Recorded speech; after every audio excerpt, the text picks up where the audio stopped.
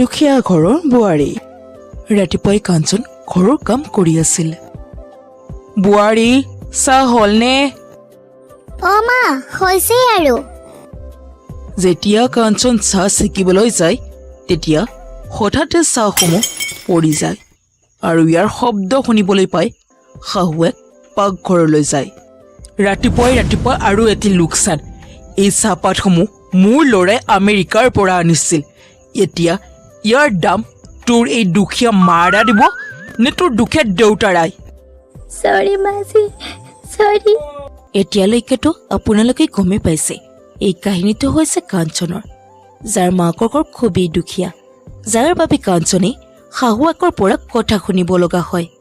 এতিয়া কেনেকৈনো বাচিব কাঞ্চনে এই কথাসমূহৰ পৰা? আহকচোন চাওঁ। এদিনাখন কাঞ্চনৰ ননদ ৰোহিণী ঘৰলৈ আহে। ভালে আছানে মা? মোৰ ভালেই, কিন্তু তোৰ এই বোৱাৰীজনীৰ কাৰণে মোৰ শান্তি নোহোৱা হৈছে। বাৰু এইবিলাক বাদ দে, তোৰ ভালনে? মা মোৰ ভাল। এয়া লোৱা, মোৰ শাহুমাই তোমাৰ কাৰণে উপহাৰ এটি পঠাইছে। আমি যেতিয়া কাশ্মীৰ ফুৰিবলৈ গৈছিলোঁ তেতিয়াই আনিছিল, তোমাৰ বাবে সেই কাশ্মীৰৰ পৰা। আৰে বাহ, তোৰ শাহুমাইতো মোৰ বাবে বহুত ভাবিছে, ধন্যবাদ কবি মোৰ। ভণ্টি, যোৱা মাহতেতো তোমালোকে ছিংগাপুৰ গৈছিলা আৰু এতিয়া কাশ্মীৰলৈ গ'লা। বৌ গৈছিলোঁ, তাত কি হ'ল? যেতিয়া লগত পইচা থাকে তেতিয়া এই সকলোবোৰ সম্ভৱ। আচলতে কি জানাব, মোৰ মা দেউতা আৰু মোৰ শহুৰৰ ঘৰখন তোমালোকৰ নিচিনা দুখীয়া নহয় যে এসাঁজ খাই এসাঁজ ভাতৰ বাবে ভাবিব লগা নহয়। তেতিয়াৰ পৰা চাই আছো কথা পতাত ব্যস্ত, কথা পালি একোৱেই নেলাগে। ইমান দিনৰ মূৰত মোৰ ছোৱালী ঘৰলৈ আহিছে, চাহ পানীতো দে। কি জানিব দুখীয়া ঘৰৰ ছোৱালী। দুখীয়া ঘৰৰ মানুহে বতাহত যাই থাকে। থাকিবও পাৰে, সেইবাবেতো তোক এতিয়ালৈকে একোৱেই সোধা নাই। শাহুৱেক আৰু ননন্দৰ কথাবোৰ কাঞ্চনৰ বহুত বেয়া লাগিল। মনে মনে কাঞ্চন তাৰ পৰা গুচি যায় আৰু ননন্দৰ বাবে চাহ ভুজিয়া লৈ আহে। এইবিলাক কি মা, ভুজিয়া? মোৰ কি ইমানে সন্মান নোহোৱা হৈ গ'ল যে তোমাৰ বোৱাৰীয়ে মোক ভুজিয়াৰে চাহ দিছে? নহয় মাজনী, ৰবি, মই এতিয়াই তাইক কৈ আছো। কাঞ্চন, আৰে বোৱাৰী কাঞ্চন, এইপিনে আহ। মা কওক। এইবিলাক কি হা? মোৰ ছোৱালীক কি তই তোৰ ঘৰৰ দুখীয়া মাৰা দেউতাৰে বুলি ভাবিছা যে ভুজিয়াৰে চাহ দিছা? মোৰ ছোৱালীৰ বাবে এতিয়াই গৈ চিঙৰা লৈ আহ। কিন্তু মা। কোনো কিন্তু নাই, যি কৈছো সেইটো কৰ, নহ'লে তোকো তোৰ দুখীয়া মায়েৰে দেউতাৰে ওচৰলৈ পঠিয়াই দি। কাঞ্চন কোনো ধৰণৰ উত্তৰ নিদিয়াকৈ ননন্দৰ বাবে চিঙৰা আনিবলৈ যায়, যাৰ বাবে কাঞ্চনৰ ঘৰলৈ অহাত দেৰি হয় আৰু ভাত বাঢ়ি দিয়াতো দেৰি হয়। বোৱাৰী, আজি ভাত দিয়াত বহুত দেৰি হ'ল যে? দেউতা, আচলতে। ইয়াৰ পিছত কাঞ্চন একো নকলে আৰু মনে মনে ভাত খাবলৈ ধৰিলে।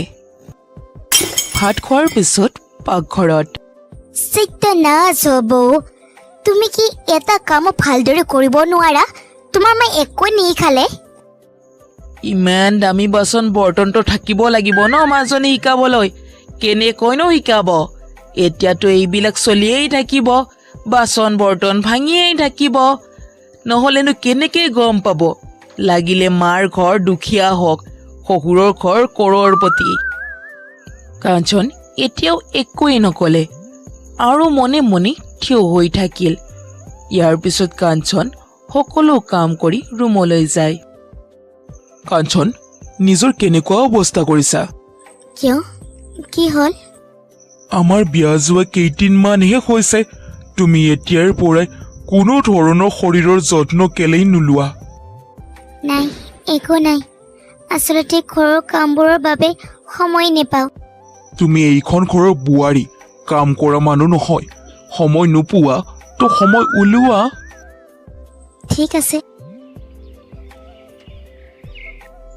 যেতিয়া সকলোৱে কৰবালৈ যাবলৈ ওলাইছিল আৰে অ' মহাৰাণী, তই কলৈ যা? কিয় আপোনালোকৰ লগত? তেতিয়াহ'লে এই ঘৰখন কোনে চম্ভালিব? কোনো প্ৰয়োজন নাই তোৰ যাবলৈ, ঠিক আছে? ঘৰত থাকি ঘৰ চম্ভাল। কিন্তু মা, কোনো কিন্তু নাই, একেবাৰে মনে মনে বল ইয়াৰ পৰা। বেচেৰা ল'ৰা মাকৰ আগত একোৱে ক'ব নোৱাৰিলে। সেইদিনা আবেলি কাঞ্চন, আচলতে তোমাৰ লগত মাই ইমান বেয়া ব্যৱহাৰ কিয় কৰে?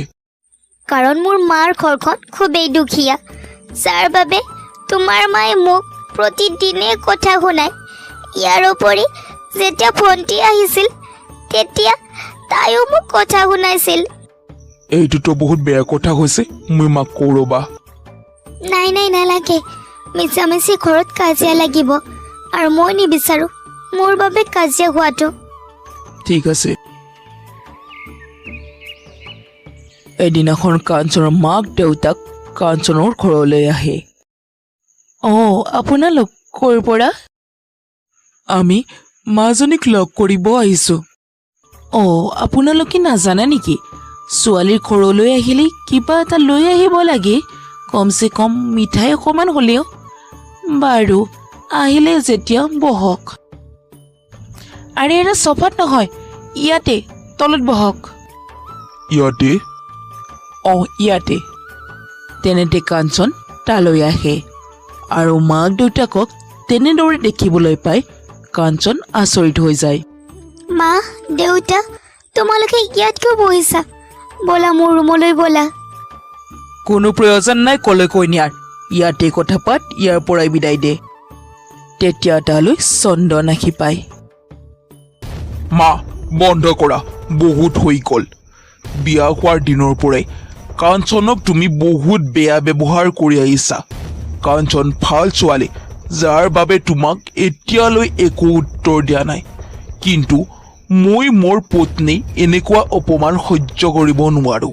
যোনখন ঘৰত য'ত মোৰ পত্নীৰ সন্মান নাই, সেইখন ঘৰত মই কেতিয়াও নাথাকোঁ আৰু তাইকো থাকিব নিদিওঁ। আৰে বা বেটা, খনিয়াৰৰ পক্ষ লৈছা? এইটো দিন চাবলৈহে বাকী আছিল। মই কাৰো পক্ষ লোৱা নাই, যিটো সঁচা সেইটো কৈছোঁ। তই কি ক'ব বিচাৰিছা? তই এইখন ঘৰ এৰি গুচি যাবি, আৰু কাৰ বাবে?